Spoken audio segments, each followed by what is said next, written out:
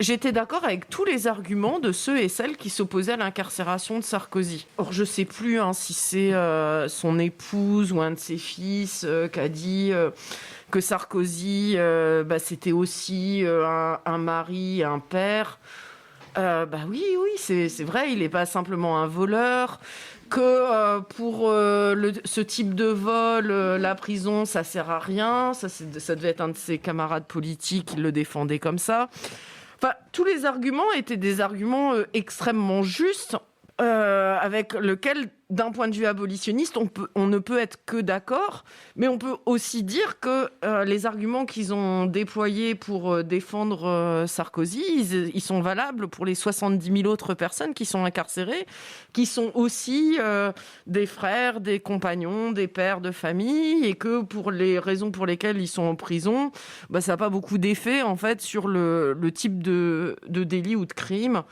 Alors, vraiment, si vous vous souvenez de cette séquence, c'était du miel à écouter. Hop, les faits remontent à longtemps. Oui, alors si les faits remontent à longtemps. Maintenant, je me souviens, ce que j'ai adoré aussi, c'est... mais il a toujours dit qu'il était innocent. Alors, si les gens qui maintiennent qu'ils sont innocents ne devaient pas aller en prison, il ne resterait pas grand monde. Tous les arguments étaient formidables. Et la justice trop punitive. Ah oui. Alors, la sévérité, la méchanceté, les juges... Alors, comme si avant, c'était pas les juges, en fait. Alors, je sais pas, les autres sont jugés par qui, en fait. Bon, bref.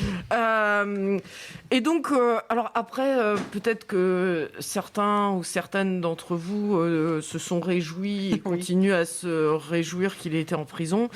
Je ne vous juge pas. J'aurais évidemment 0 minute de mon temps pour défendre sérieusement Sarkozy. Les journées sont courtes. Mais en tout cas, faut quand même reconnaître. Alors, on a tous nos contradictions, et voilà. Mais en fait, si on est contre la prison, on est contre la prison pour tout le monde.